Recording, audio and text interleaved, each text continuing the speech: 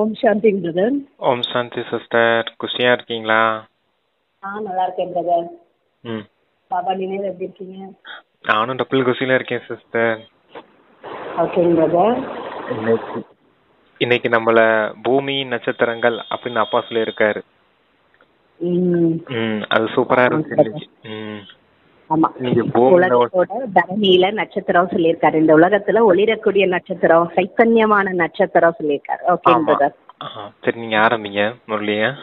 18/9/2024 காலை முரளி. ஓம் சாந்தி. பாப்தாதா மதுபன். சிவபாபா என்ன சொல்றாரு? இனிமையான குழந்தைகளே, நீங்கள் இந்த தரணியின் பூமியின் ஒளிரக்கூடிய சைத்தன்யமான நட்சத்திரங்கள். நீங்கள் முழு உலகிற்கும் ஒளி கொடுக்க வேண்டும்.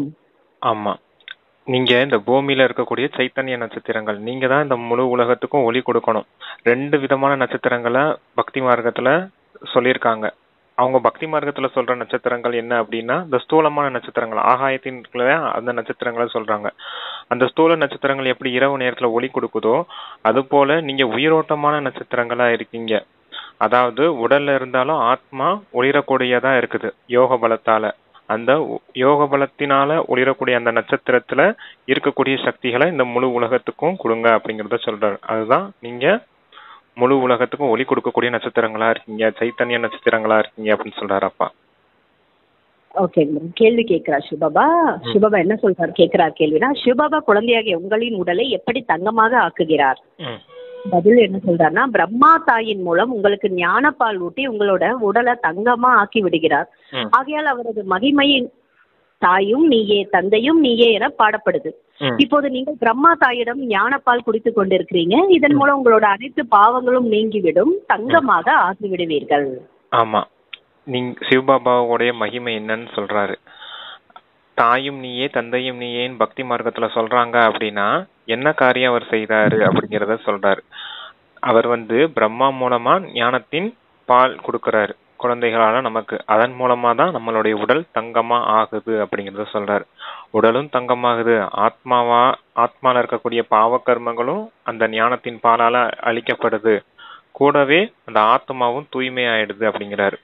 அப்ப இந்த 3 விதமான காரியம் நடக்கிறதுனாலதான் அப்பாவை சொல்றாங்க தாயும் நீயே தந்தையும் நீயே அப்படின்னு வர்ணிக்கப்படுறாங்க. ஏன்னா யார் மூலமா அந்த ஞானத்தின் பாலை கொடுக்கறாரு அப்படின்னா, சிவபாபா பிரம்மா பாபா மூலமா அந்த ஞானத்தின் பாலை கொடுக்கறதுனாலதான் அவருக்கு அந்த மகிமை இருக்குது அப்படிங்கறத சொல்றாரு.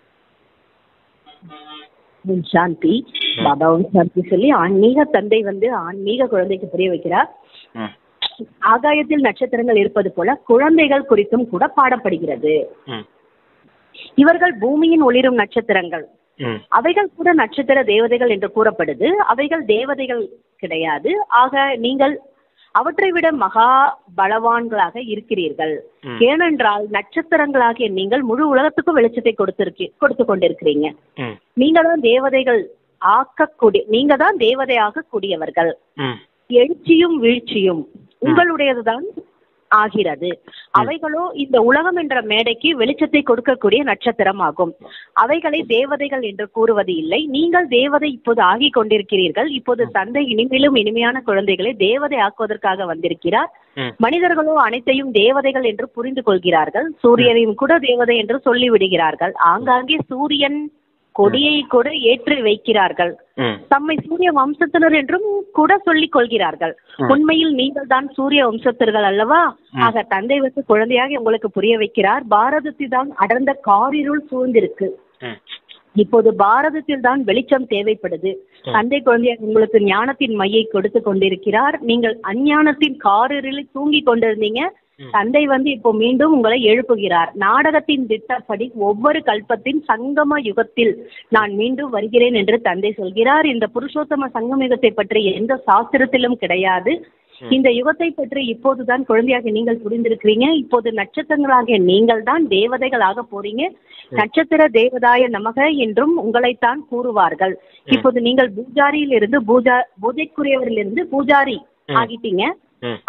அங்கே நீங்கள் பூஜைக்குரியவராக ஆகிவிடுகிறீர்கள். இதுவும் கூட புரிந்து கொள்ள வேண்டியதாக உள்ளது. இது ஆன்மீக படிப்பு என்று சொல்லப்படுது. இதில் ஒருபோதும் யாருடனும் சண்டை ஏற்படுவது இல்லை. ஆசிரியர் எளிமையான முறையில் புரிய வைக்கிறார், படிப்பு சொல்லி தருகிறார், குழந்தைகளும் எளிமையான முறையில் படிக்கிறார்கள். இதில் ஒருபோதும் சண்டை ஏற்படுவது போன்ற விஷயம் கிடையாது. நான் பகவான் என்று இவரை பிரம்மா ஒருபோதும் சொல்வது இல்லை. படிப்பிக்க கூடியவர் சரீரமற்ற சிவபாபா என்று குழந்தையாக நீங்களும் அறிவீர்கள். அவருக்கு தனது சரீரம் கிடையாது. நான் இந்த ரதத்தை கடனாக பெறுகிறேன் என்று சிவபாபா சொல்கிறார். பாகீரதி என்றும் ஏன் சொல்கிறார்கள்? ஏனென்றால் மிக மிக பாக்கியசாலி ரதமாக பிரம்ம பாபா இருக்கிறார். இவர்தான் பிறகு உலகின் எஜமானன் ஆகிறார் எனும்போது பாகீரதி ஆகிறார். ஆக அனைத்திற்கும் அர்த்தத்தை பாபா புரிந்து கொள்ள வேண்டும் என்று சொல்கிறார். இது அனைத்திலும் உயர்ந்த படிப்பு. உலகில் வெறும் பொய்யே பொய்யாக உள்ளது, சத்தியத்தின் படகு ஆடும் என்று சொல்லப்படுகிறது. இன்றைய நாட்களில் பலவிதமான பகவான்கள் வந்து விட்டார்கள். தன்னையே அவ்வாறு சொல்லிக் கொள்கிறார்கள். அதை கூட விடுங்கள், ஆனால் கல்லிலும் மண்ணிலும் கூட பகவான் இருக்கிறார் என்று சொல்லிவிடுகிறார்கள். பகவானை பற்றி எவ்வளவு தவறாக சொல்லிவிடுகிறார்கள். லௌகீக தந்தையும் கூட தன் குழந்தைக்கு புரிய வைப்பது போல இந்த தந்தை புரிய வைக்கிறார்.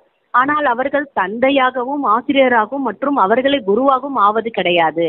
முதலில் தந்தையிடம் பிறவி எடுக்கிறாங்க. பிறகு சற்று கொஞ்சம் பெரியவர்களான படிக்க போவதற்காக ஆசிரியர் தேவைப்படுகிறார். படிக்க வைக்க ஆசிரியர் தேவைப்படுகிறார். பிறகு 60 வயது வருடங்களுக்கு பிறகு குரு தேவைப்படுகிறார்.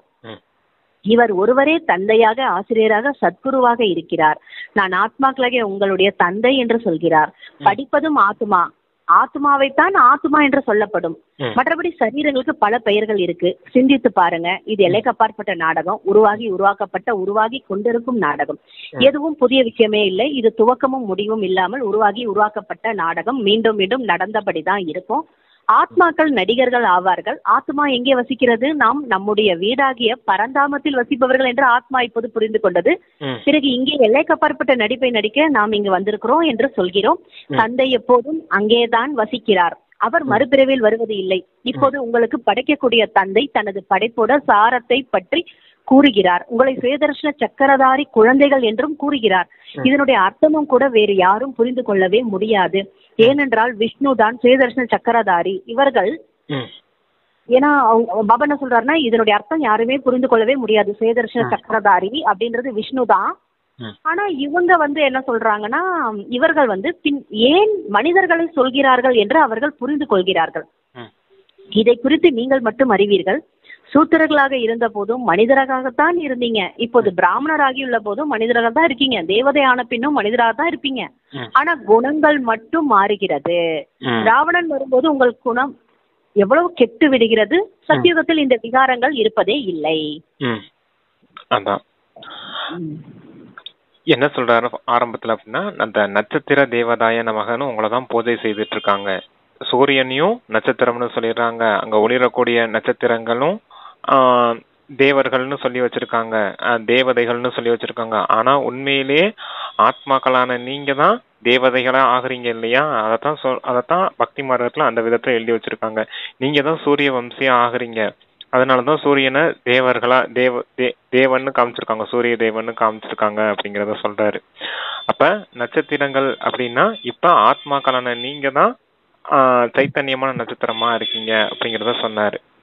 அப்புறம் நீங்க தான் பூஜைக்குரியவங்களா இருந்தீங்க, இப்ப பூஜாரியா மாறிட்டீங்க. தந்தை மீண்டும் உங்களை இந்த பூஜாரி நிலையிலிருந்து பூஜைக்குரியவரா மாத்துறாரு அப்படிங்கறத சொல்றாரு. அப்புறம் பிரம்மா பாபா தான் பாக்கியரதன்னு சொல்லப்படுது. இவர் தான் இப்ப இந்த கீழான நிலையில இருந்து உயர்ந்த உலகத்தின் எஜமானர் அப்படிங்கிற அந்த போஸ்டிங்க அடையிறாரு. கூடவே பகவானும் இந்த பிரம்மா பாபா உடல்ல தான் பிரவேசமாயி இந்த ஞானத்தை கொடுக்கறாரு.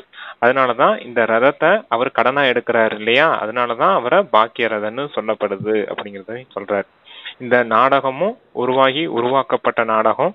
இதுல என்ன நடந்ததோ அது 5000 வருஷத்துக்கு ஒரு முறை திரும்ப நடந்துட்டே தான் இருக்கணும் அப்படிங்கறத சொல்றாரு. இது அனாதி டிராமா. இது முதலும் இல்லாத முடிவும் இல்லாத இன்ஃபினிட்டி அப்படின்னு சொல்லுவாங்க. அப்படிப்பட்ட இந்த டிராமால நடந்ததுதான் திருப்பி நடந்துட்டு இருக்குது அப்படிங்கறத சொல்றாரப்பா. சொல்லுங்க சிஸ்டர். அவ்வளவுதான். ஆமா, அவ்வளவுதான்.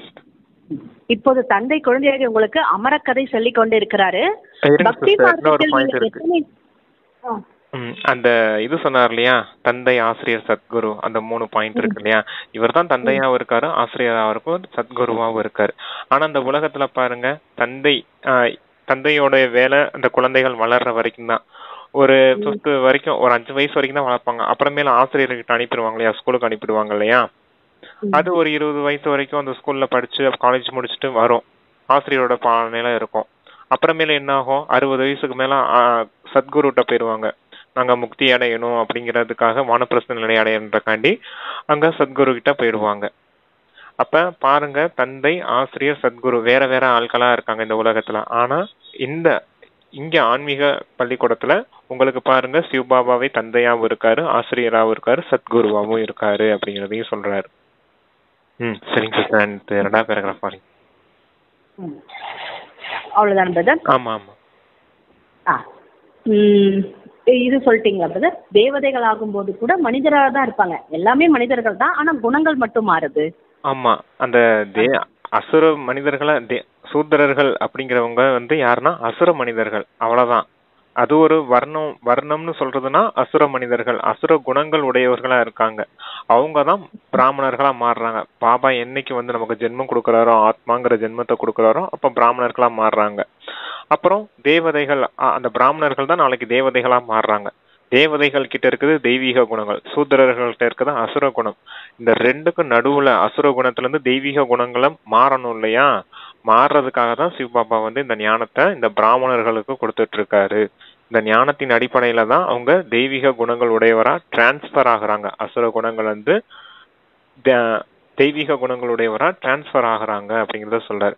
குணங்களை பாருங்க, எல்லாருமே மனிதர்கள் தான். யார் யார் மனிதர்கள்? சூத்திரர்களும் மனிதர்கள் தான், பிராமணர்களும் மனிதர்கள் தான், தேவதைகளும் மனிதர்கள் தான். ஆனா குணங்கள் வேறுபடுது இல்லையா அப்படிங்கிறது. தமோ நிலையில இருந்து சத்துவ நிலைக்கு வர வேண்டியது இருக்குது. ஒரு ஆத்மா எப்படி ஒரு பழைய வீடு, சரி ஒரு புது வீடு ஆட்டோமேட்டிக்காவே பழைய வீடா மாறிடும். ஆனா பழைய வீடு ஆட்டோமேட்டிக்கா புது வீடா மாறாது இல்லையா. அத இடிச்சிட்டு தரமட்டமாக்கிட்டு புது வீடு தானே கட்டணும். அது போல சூத்திரர்கள்ன்றது கீழான நிலை அடைஞ்சவங்க, பழைய வீடு போல. அத மறுபடியும் புது வீடா மாத்தணும்னா அதுக்கான காரியத்தை செய்யணும் இல்லையா. அதான் அப்பா சொல்றாரு, இந்த பழைய வீடை மொத்தமா இடிச்சிட்டு புது வீடு, அந்த அசுர குணங்கள் மொத்தமா இல்லாத அளவுக்கு யோக அக்னியில பாவ கர்மங்களை அழிச்சிட்டு புதுசா அந்த ஆத்மாவை புதுப்பிக்க வேண்டியது இருக்குது அப்படிங்கறத சொல்றாரு. ஆத்மா அழியாது, ஸ்தூல வீடை இடிச்சு தள்ளிடலாம், ஆனா ஆத்மா அழியாது இல்லையா. அதுல இருக்க கலைகள் குணங்கள் எல்லாமே மொத்தமா போயிடுச்சு. இப்ப அழுக்கு நிரம்பி இருக்குது, அழுக்க பூரா மொத்தமா கிளீன் பண்ணிட்டு மறுபடியும் அதுல தெய்வீக குணங்கள், சக்திகள், ஞானத்தை எல்லாம் அப்பா நிரப்புறாரு. இந்த ஞானம், குணம், சக்திகள் எப்ப அந்த ஆத்மாக்குள்ள நிறைய ஆரம்பிக்குதோ அப்பதான் அவங்க முழுமையான தேவதையா ஆக முடியும். அந்த ஞானம், குணம், சக்திகளை நிறைக்கக்கூடியதுக்கு தான் இந்த பிராமணர்கள் அப்படிங்கிற அந்த ஜென்மத்தை கொடுத்து அப்பா இந்த காரியம் செய்துட்டு இருக்காரு. அவ்வளவுதான் சிஸ்டர். ஓகே. ராவணன் வரும்போது உங்களோட குணங்கள் கெட்டு விடுது. சத்தியுகத்தில் இந்த மாதிரியான விகாரங்கள்லாம் இருக்கவே இருக்காது. ஆக இப்ப குழந்தையாகிய உங்களுக்கு சிவபாபா அமர கதை சொல்லி புரிய வைத்துக் கொண்டிருக்கிறார். பக்தி மார்க்கத்தில் நீங்கள் எத்தனை கதைகள் கேட்டிருப்பீங்க. அமர்நாத் பார்வதிக்கு கதை சொன்னார் என்றும் சொல்கிறார்கள். அவருக்கு சங்கரர் தான் சொல்வார் அல்லவா. சிவன் எப்படி சொல்வார்? எவ்வளவு நிறைய மனிதர்கள், எவ்வளவு நிறைய மனிதர்கள் கேட்பதற்காக செல்கிறார்கள். இந்த பக்தி மார்க்கத்தின் விஷயங்களை தந்தை இப்ப புரிய வைக்கிறார். பக்தி ஏதோ கெட்ட விஷயம் என்று தந்தை ஒன்றும் சொல்வது கிடையாது. அப்படி அல்ல, இந்த நாடகம் அனாதியானது என்பது புரிய வைக்கப்படுகிறது. ஒன்று தன்னை ஆத்மானு புரிந்து கொள்ளுங்கள் என்று இப்போ தந்தை கூறுகிறார். இதுவே முக்கியமான விஷயம். பகவானுடைய மகா வாக்கியம் மன்மனா பவ. இதனுடைய அர்த்தம் என்ன? இந்த தந்தை இதுக்கு அர்த்தத்தை சொல்கிறார். இந்த பிரம்மா வாய் மூலம் சொல்கிறார் எனும் போது இவர் கௌமுக் பசுவோட வாய் எனப்படுகிறார். நீயே தந்தையும் தாயும் என்று அவரைத்தான் சொல்கிறோம் என்பதையும் புரிய வைக்கிறார். ஆக இந்த தாய் பிரம்மாவின் மூலமா உங்கள் அனைவரையும் நான் தத்தெடுக்கிறேன் என்று சொல்கிறார். இவருடைய வாயின் மூலமாகத்தான் குழந்தைகளாகிய உங்களுக்கு ஞானப்பால் கொடுக்கிறேன். அப்போது உங்களுடைய பாவங்கள் அனைத்தும் பஸ்பமாகி உங்களுடைய ஆத்மா தங்கமாகி விடுகிறது என்று சிவபாபா கூறுகிறார். அப்போது உடலும் கூட தங்கத்தை போல கிடைக்குது. ஆத்மாக்கள் முழுமையா சொக்க தங்கமாக ஆகி விடுகிறார்கள். பின்னர் மெல்ல மெல்ல ஏணியின் கீழே இறங்குகிறார்கள்.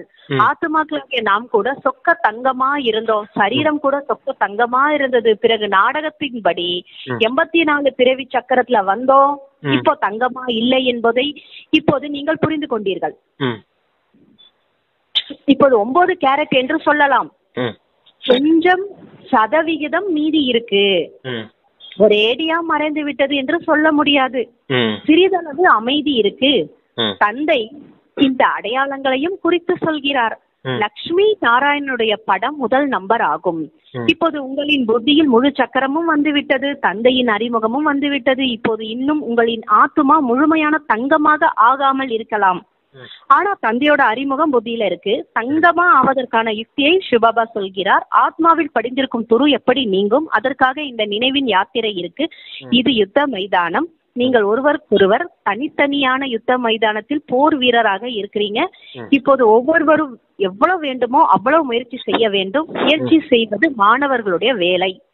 எங்க வேண்டுமானால் செல்லுங்கள், ஒருவருக்கொருவர் எச்சரிக்கை மட்டும் கொடுங்க. மன்மனா பவ. சிவபாபாவோட நினைவு இருக்கா, அதை மட்டும் கேட்க சொல்றாரு. ஒருவர் மற்றவருக்கு இந்த செய்கையும் காட்ட வேண்டும்.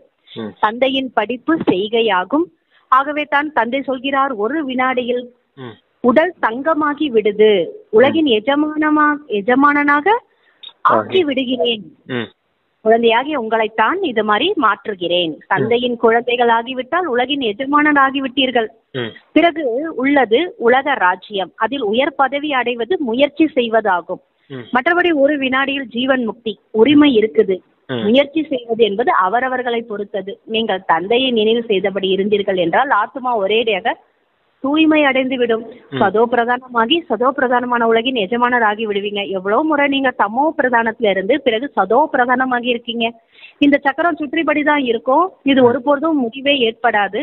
தந்தை வந்து எவ்வளவு நல்ல விதமா புரிய வைக்கிறாரு. நான் கல்பம் தோறும் வருவேன் என்று சொல்கிறார். குழந்தையாகி நீங்கள் இந்த சீச்சி கீழான உலகத்தில் அழைக்கிறீர்கள். என்ன என்று எனக்கு அழைப்பு கொடுக்குறீங்க? தூய்மை இழந்துள்ள எங்களை தூய்மையாக்குங்க. ஆஹா, எனக்கு எப்பேற்பட்ட அழைப்பு கொடுக்குறீங்க. உங்களுடைய எப்பேற்பட்ட அழைப்பு. எங்களை சாந்தி தாமத்துக்கும் சுகதாமத்துக்கும் அழைத்து செல்லுங்கன்னு சொல்றீங்க. ஆக நான் உங்களுடைய கீழ்ப்படிந்துள்ள சேவகனாக வருகிறேன். இதுவும் கூட நாடகத்தோட விளையாட்டு. நீங்கள் புரிந்து கொள்கிறீர்கள். நாம் ஒவ்வொரு கல்பமும் அதையே தான் படிக்கிறோம், நடிப்பதான் நடிக்கிறோம். ஆத்மா தான் நடிப்பை நடிக்குது. இங்கே அமர்ந்திருந்தாலும் பாபா ஆத்மாக்களை தான் பார்த்து கொண்டிருக்கிறார். நட்சத்திரங்களை பார்க்கிறார். எவ்வளவு சிறிய ஆத்மா நட்சத்திரங்களோட ஜொலிப்பை போல ஜொலிக்கிறது. சில நட்சத்திரங்கள் நன்றாக ஜொலிக்குது, சில லேசா ஜொலிக்குது, சில சில சில நட்சத்திரம் வந்து சந்திரனுக்கு அருகாமையில் இருக்குது. நீங்களும் கூட யோக பலத்தின் மூலம் நன்றாக தூய்மை அடைந்து விட்டீர்கள் என்றால் ஜொலிக்கிறீர்கள் என்று அர்த்தம். குழந்தைக்குள் நல்ல நட்சத்திரங்களாக இருப்பவர்களுக்கு மலர்களை கொடுங்கள் என்று பாபா கூறுகிறார்.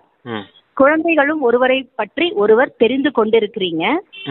சிலர் மிகவும் கூர்மையானவரா இருக்காங்க, சிலர் மிகவும் மந்தமா இருக்காங்க. அந்த நட்சத்திரங்களை தேவதை என்று சொல்ல முடியாது. நீங்கள் மனிதர்கள் தான். ஆனால் உங்களுடைய ஆத்மாவை தந்தை தூய்மையாக்கி உலகின் எஜமானனா ஆக்குறாரு. எவ்வளவு சக்தியை கொடுக்கிறாரு. இவ்வளவு சக்தியும் தந்தை ஆஸ்தியா கொடுக்கிறாரு. சர்வ சக்திவான் தந்தை ஆவார். நான் குழந்தையாகி உங்களுக்கு இவ்வளவு சக்தி கொடுக்கிறேன் என்று தந்தை கூறுகிறார். பாடவும் செய்கிறார்கள் அவரைத்தான். சிவபாபா தாங்கள் எங்களை கற்க வைத்து மனிதரிலிருந்து தேவதை ஆக்குறார். ஆஹா, இப்படி யாரும் ஆக்குவதில்லை என்று குழந்தைகள் நீங்கள் புரிந்திருக்கிறீர்கள். படிப்புதான் வருமானத்தோட ஆதாரம்.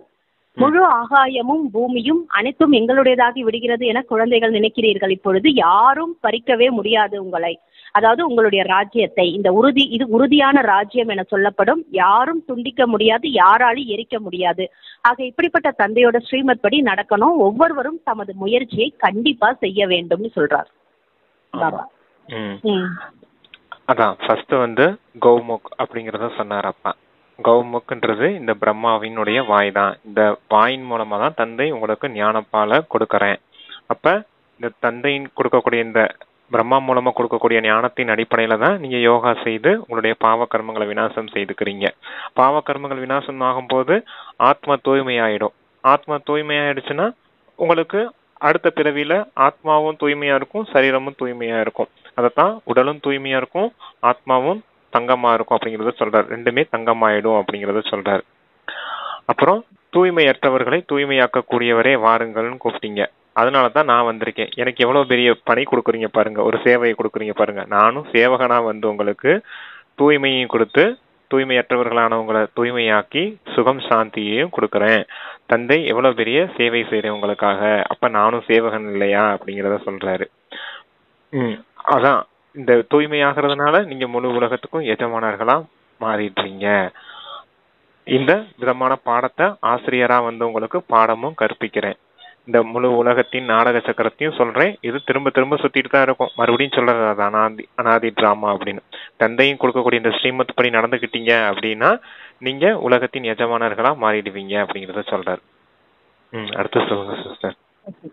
இப்படிப்பட்ட தந்தையோட ஸ்ரீமத் படி அவர் சொல்ற வழிபடி அவர் என்ன சொல்றாரோ இப்படி நடக்கணும். ஒவ்வொருவரும் தமது முயற்சியை செய்ய வேண்டும். அந்த பேராகிராஃப்ல 4 விஷயம் இருக்குது சிஸ்டர். என்னன்னா தந்தையா பேசுறாரு, தாயா பேசுறாரு, ஞானத்தின் பால் கொடுக்கறேன் இல்லையா, தாய் தந்தையா ஞானத்தின் பால் கொடுக்கறேங்கிறத அந்த தாய் தந்தையா பேசுறாரு. அப்புறம் தூய்மையற்றவர்களை தூய்மையாக்கக்கூடியவர் அப்படிங்கிற அந்த தூய்மை பணியாளர் சேவகன்ற ரீதியில ஒண்ணு பேசுறாரு. பாடம் கற்பிக்கக்கூடிய ஆசிரியரா வந்திருக்கேன்னு ஆசிரியருடைய சம்பந்தத்தை சொல்றாரு. ஸ்ரீமத்து கொடுக்கக்கூடிய சத்குருவா நான் வந்து உங்களுக்கு ஸ்ரீமத்தை கொடுத்து உயர்ந்த பதவியை அடைய வைக்கிறேன், ஜீவன் முக்தியை கொடுக்கறேன் அப்படிங்கறதையும் சத்குரு ரூபத்துல சொல்றாரு. 4 சம்பந்தம் அந்த ஒரு பேராகிராஃப்ல இருக்குது, மறைஞ்சு இருக்குது. அதை நம்ம வெளிப்படையா எடுத்து நம்ம இந்த சம்பந்தத்தெல்லாம் அப்பா வந்திருக்காருன்னு நம்ம புரிஞ்சுக்கிடணும். ஆனா முயற்சி ஒவ்வொருவரும் முயற்சி அவங்கவுங்க தான் செய்யணும்ன்றாரு. பாபா சொல்றாரு, குழந்தைகள் மியூசியம் பொருட்காட்சி முதலவர்களை அமைக்கிறாங்க. இந்த படங்களின் மூலம் தம்மை போன்றவர்களுக்கும் புரிய வைப்போம் என்று சொல்கிறார்கள். தந்தை அதாவது வழிமுறை அறிவுரை கூறுகிறார். எந்த படம் தேவையோ அவைகளை உருவாக்குங்க. அனைவரோட புத்தியுமே வேலை செய்து மனிதர்களின் நன்மைக்காகவே இவை உருவாக்கப்படுது. சென்டரில் சேவை மையத்தில் எப்போதாவது யாராவது வருகிறார்கள் என்பதை நீங்கள் அறிவீர்கள். இப்போது தாமாகவே மனிதர்கள் வந்து இனிப்பை அதாவது ஞானத்தை பெறுவதற்கு என்ன யுக்தியை கையாளலாம். யாரிடமாவது கடையில் நல்ல இனிப்பு பண்டம் இருந்தது என்றால் நன்றாக விளம்பரம் ஆகிவிடும். அனைவரும் ஒருவர் மற்றவருக்கு சொல்வார்கள், நீங்கள் இந்த கடைக்கு செல்லுங்கள், இது போன்ற இனிப்பை யாராலும் தர முடியாது. ஒருவர் பார்த்து சென்றார் என்றால் மற்றவருக்கும் சொல்கிறார்கள். முழு பாரதமும் எப்படி தங்க யுகத்தில் வருவது என்று சிந்தனை அந்த பாயிண்ட்ல சிஸ்டர் கடைக்காரரா பேசிட்டு இருக்காரு. கள்ளங்கவனம் மற்ற கடைக்காரர் இல்லையா அப்பா. அதான் ஞானம்ங்கிற இந்த இனிப்பை நீங்க எடுத்து வைக்கிறீங்க அப்படின்னா அவங்க வந்து கடைக்காரர்கிட்ட வந்து பொருள் வாங்க வருவாங்களே, அந்த கடையில போனா நல்ல நல்ல இனிப்பு பண்டம் கிடைக்கும் அப்படின்னு அத சொல்றாரு அப்பா. இங்க கள்ளங்கவனம் மற்ற கடைக்காரரா இருந்து அப்பா பேசிட்டு இருக்காரு. மியூசியம் எக்ஸிபிஷன்லாம் வைக்கிறீங்க, அங்க இனிமையான அந்த ஞானத்தை வைக்கும் போது எல்லாரும் வந்து இந்த ஞானத்தை எடுத்துட்டு போற அளவுக்கு நீங்க அறிமுகம் கொடுத்து சேவை செய்யணும் அப்படிங்கறத சொல்ல வர்றாரு அந்த இடத்துல. ஒரு வியாபாரி அனைவரும் ஒருவர் மற்றவருக்கு சொல்வாங்க, நீங்க இந்த கடைக்கு செல்லுங்கள் என்று. அது போன்ற இனிப்பை யாராலும் தர முடியாது என்று ஒருவர் பார்த்து சென்றார் மற்றவர்கள் சொல்வார்கள். முழு பாரதமும் எப்படி தங்க யுகத்தில் வருவது என்று சிந்தனை நடக்கிறது. அதற்காக எவ்வளவு புரிய வைக்கிறாங்க. ஆனா புத்தி கல்லாக இருக்கு. உழைக்க வேண்டியுள்ளது, வேட்டையாடுவதற்கும் கற்றுக்கொள்ள வேண்டி இருக்கிறது தானே. முதலாக சிறிய அளவில் வேட்டையாட கற்றுக் கொடுக்கப்படுது. பெரிய வேட்டைக்கு சக்தி நிறைய தேவைப்படுது. எவ்வளோ பெரிய அதாவது என்ன சொல்றாருங்க பிரதர்? சொல்லுங்க சிஸ்டர். ஏதாவது அதான் பாரதம் எப்படி தங்க யுகத்துல வருவது என்று சிந்தனை நடக்குது. முழு பாரதமும் வரணும் தங்க யுகத்துல. அதனால புரிய வைக்கிறாங்க. அதற்காக எவ்வளவு புரிய வைக்கிறாங்க. ஆனா புத்தி கல்லா உள்ளது, உழைக்க வேண்டி உள்ளது, வேட்டையாடுவது கற்றுக்கொள்ள வேண்டி இருக்கு. முதலா சிறிய அளவில் வேட்டையாட கற்றுக் கொடுக்கிறது. பெரிய வேட்டைக்கு சக்தி நிறைய தேவைப்படுது. அது முடிஞ்சிச்சு. அதுல என்ன சொல்றாரு பாபா முக்கியமா? அதுலயா வேட்டைக்காரர் அடுத்த வரி வாசா தானே சிஸ்டர் தெரியும். எவ்வளவு பெரிய பெரிய வித்வான் பண்டிதர்கள் இருக்கிறார்கள். வேத சாஸ்திரங்கள் முதலானவர்கள் படித்திருக்கிறாங்க. தம்மை எவ்வளவு பெரிய அத்தாரிட்டியாக புரிந்து கொள்கிறார்கள். அவங்கள வேட்டையாடணும். இல்ல அவங்கள வேட்டையாடணும். யாரு அந்த இருக்காங்க இல்லையா பெரிய பெரிய பண்டிதர்கள் வித்வான்கள், நாங்க தான் உயர்ந்தவர்கள், எங்களுக்கு எல்லா விஷயமும் தெரியும், உங்களுக்கு ஒண்ணும் தெரியாதுன்ற அந்த கர்வத்தோட இருக்காங்க இல்லையா, அவங்களதான் வேட்டையாடணும்ன்றாரு. ஞானத்தின் அம்பு கொடுத்து பீஷ்மர் எப்படி அந்த சிகண்டினி அம்பு விட்டு இது பண்ணுவாங்க, வீழ்த்துவாங்க இல்லையா போர்க்காலத்துல மகாபாரதத்துல, பாத்திருக்கீங்களா? அது போல இவங்களும் பெரிய பெரிய வித்வான்கள், நான் தான் தர்மத்தின் தூண் அப்படின்னு நினைச்சிட்டு அந்த கர்வத்துல இருக்காங்க. அவங்களுக்கு தந்தையினுடைய அறிமுகம் கிடையாது, முதலிடை கடை படைப்பினுடைய ரகசியமும் தெரியாது. முதல்ல அவங்க தேகம் ஆத்மா அப்படிங்கிற அந்த உணர்வும் அவங்களுக்கு கிடையாது. வெறும் வாய் வார்த்தையா தான் சொல்லிட்டு இருக்காங்க ஆத்மா பரமாத்மா அப்படின்னு. ஆனா உண்மையான அறிமுகம் கிடையாது இல்லையா?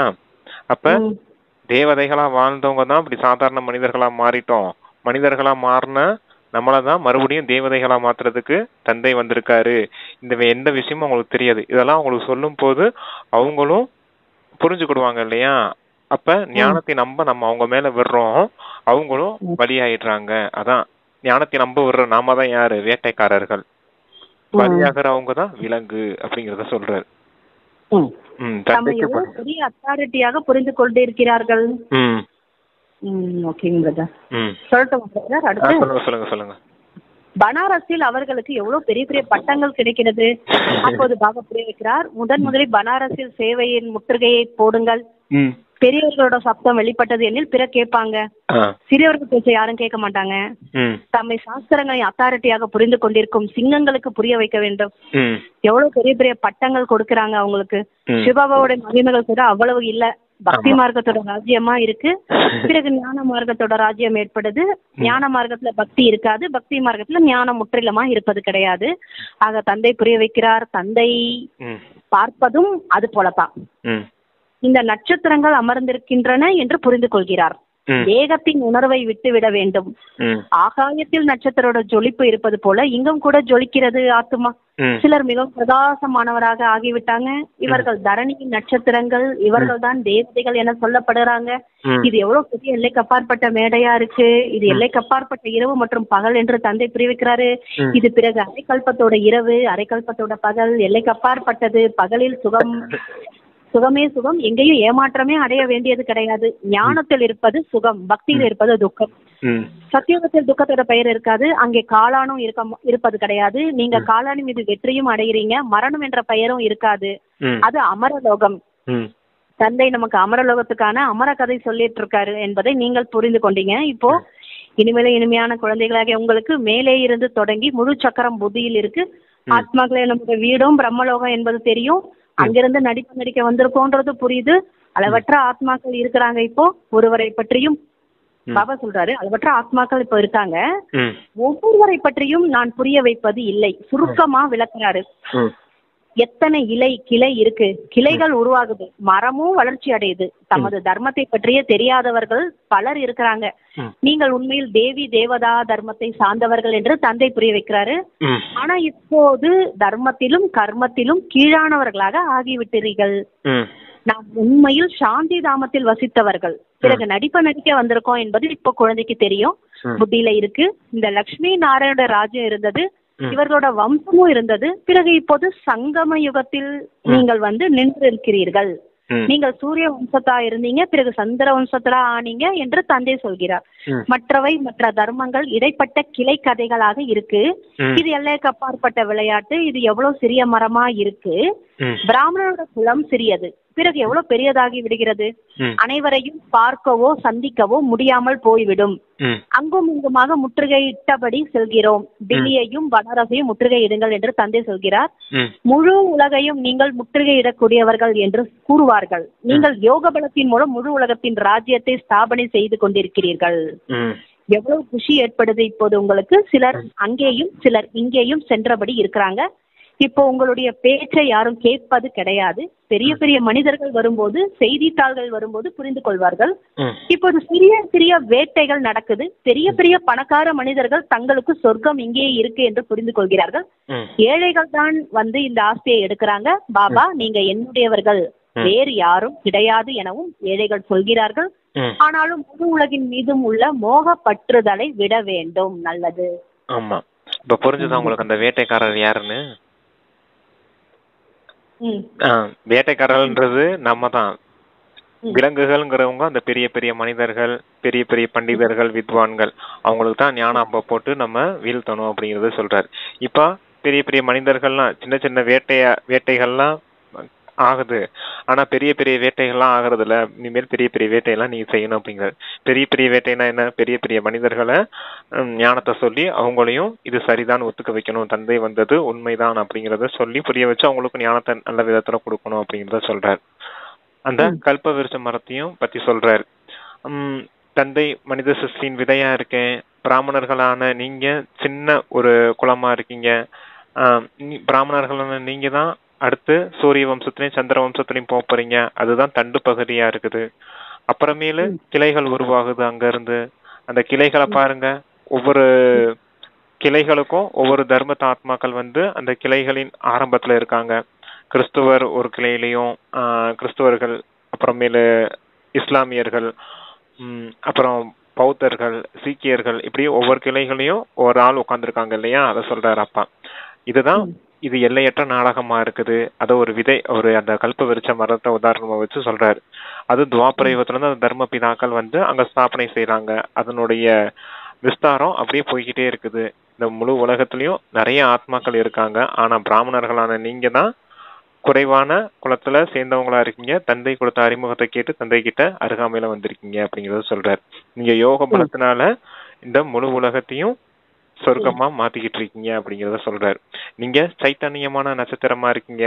ஆகாயத்துல இருக்க நட்சத்திரங்கள் எப்படி ஒளி வீசுதோ அதே போல நீங்களும் இங்க ஒளி வீசக்கூடியவங்களா இருக்கீங்க. அந்த சந்திரன் இருக்கு இல்லையா, சந்திரனுக்கு அருகாமையில சில நட்சத்திரங்கள் ரொம்ப பிரகாசமா ஜொலிக்கும் இல்லையா, அது போல நீங்களும் யோக பலத்திலே இருந்தீங்கன்னா நீங்களும் பிரகாசமா ஜொலிக்கக்கூடிய நட்சத்திரங்களா இருப்பீங்க. எல்லா விஷயங்களும் நல்ல விதத்துல புரிஞ்சு வச்சிருக்கீங்க. இருந்தாலும் இந்த முழு உலகமும் அழிய போகுது. அதனால அதன் மீது இருக்கக்கூடிய பற்றுதலை விட்டுருங்க, புது உலகத்துக்கு போகணும், அதுக்கான காரியத்தை செய்யுங்க அப்படின்னு சொல்லி முடிச்சிட்டாரு.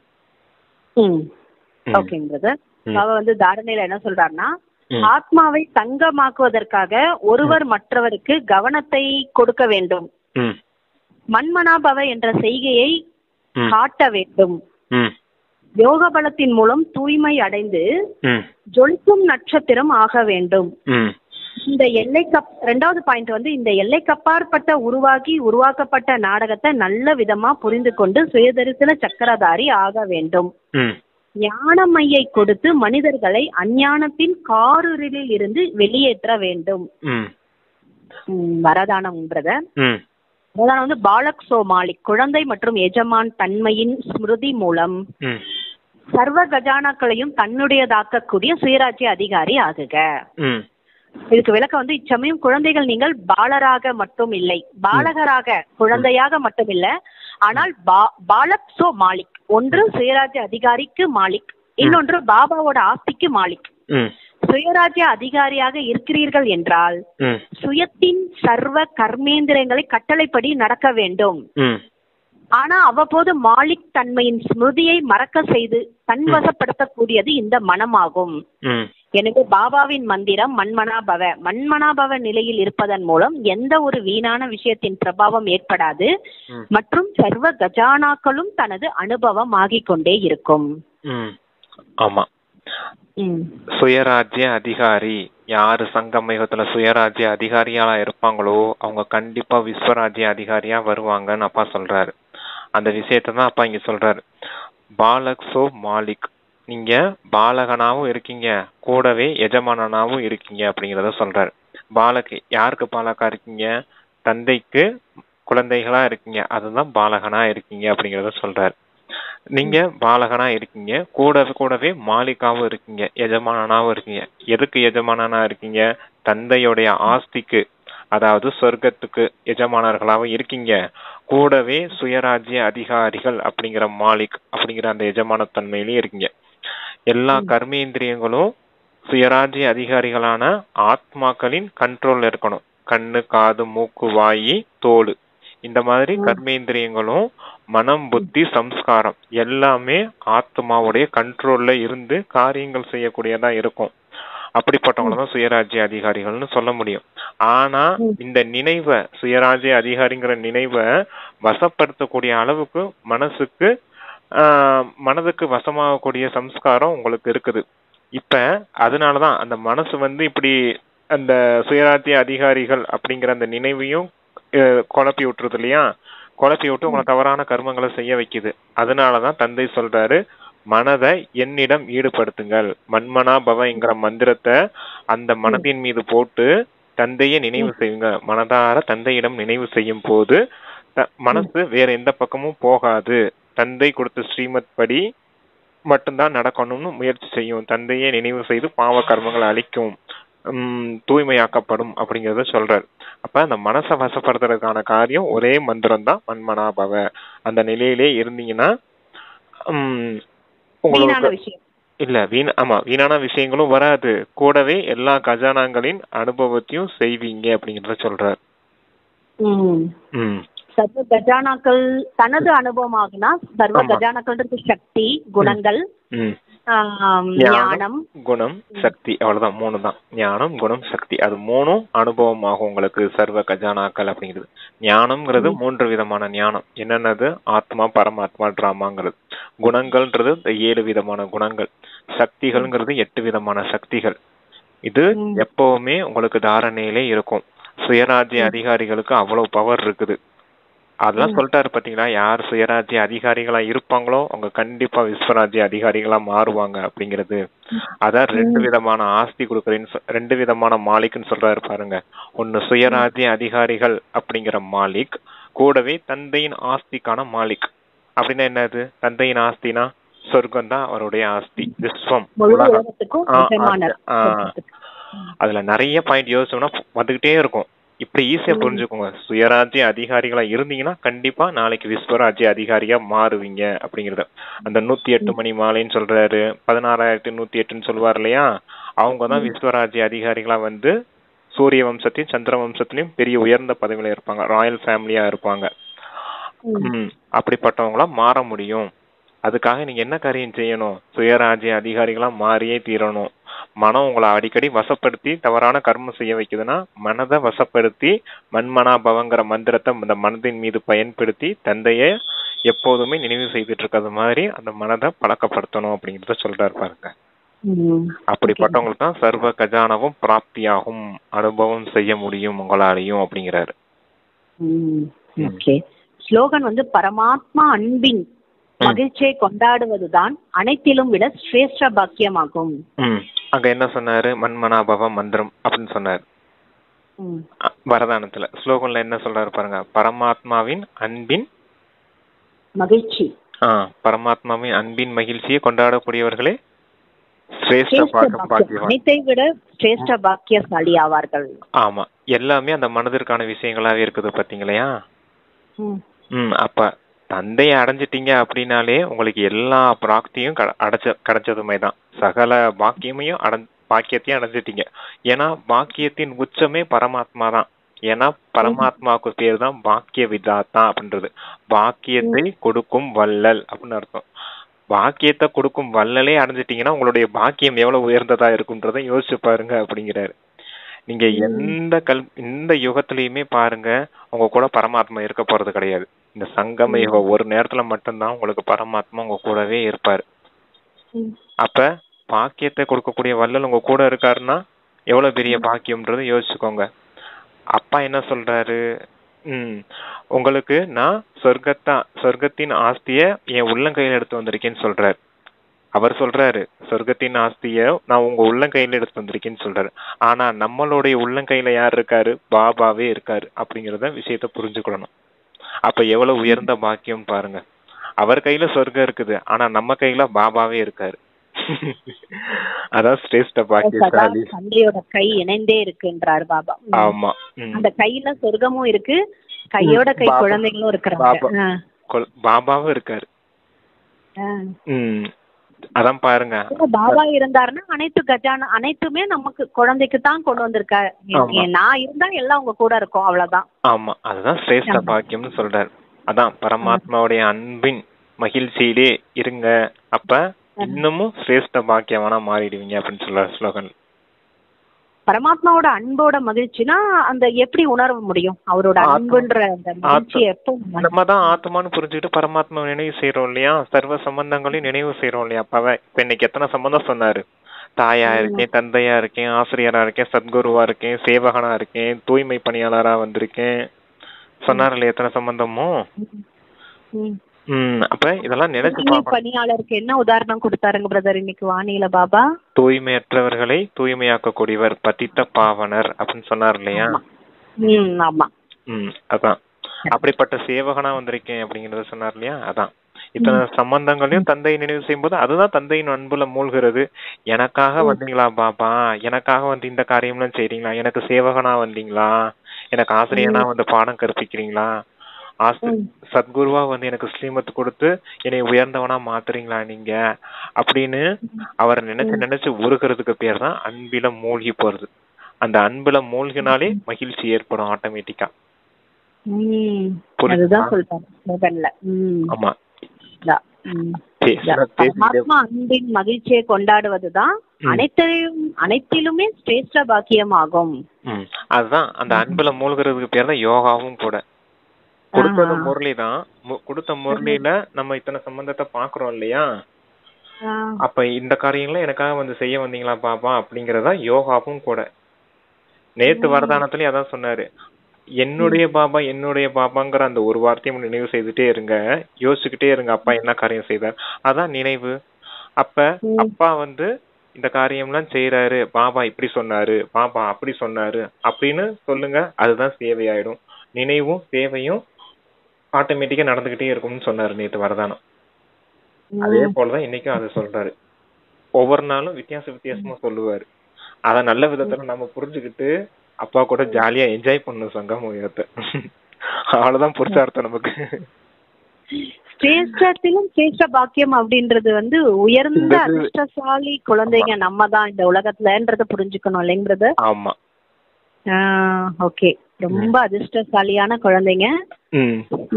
கூட யாரு இருக்காரு? இன்னைக்கு ஒரு வார்த்தை சொல்லல, லக்கி ஸ்டார்ஸ் சொல்லுவார், நட்சத்திரம்னு சொன்னார் இல்லையா பாத்தீங்களா? லக்கி ஸ்டார்ஸ் அப்படின்னு சொல்லுவார், அதிர்ஷ்ட நட்சத்திரங்கள் அப்படின்னு சொல்லுவாரு சில முறையில. அதான் நம்மள இன்னைக்கு நட்சத்திரம், ஸ்தூல நட்சத்திரங்கள், ஒளிவிடும் நட்சத்திரங்கள் சொல்லியிருந்தார் இல்லையா? அப்ப சைத்தன்யமான நட்சத்திரம் சொன்னாரு. சைத்தன்யமான நட்சத்திரங்க ஜொலி, உலகத்துக்கே என்ன கொடுக்குறீங்க? ஜொலிப்பா, சக்தி கொடுக்குறீங்க. ஒளி, நம்மளுடைய ஒளினால முழு உலகமும் ஒளி நிறைஞ்சுதான் மாறப்போகுது, ஒளி உலகமா மாறப்போகுது அப்படிங்கறத சொல்ற. அது நிறைய நட்சத்திரம் சொல்லுவாரு. பாக்கியத்தின் நட்சத்திரத்தை உங்க நெற்றில நான் பாக்குறேன்னு சொல்லுவாரு, அதிர்ஷ்ட நட்சத்திரங்களா இருக்கீங்கன்னு சொல்லுவாரு, சைத்தன்ய நட்சத்திரங்களா இருக்கீங்கன்னு சொல்லுவாரு. எல்லாமே நம்மளதான் புகழ்ந்து பேசிட்டு இருக்காரு பாருங்க. இதெல்லாம் நினைச்சு பார்க்கணும். அப்பா வந்து பகவான் வந்து என்னென்னலாம் பேசி புகழ்ந்துகிட்டு இருக்காரு. நான் போய்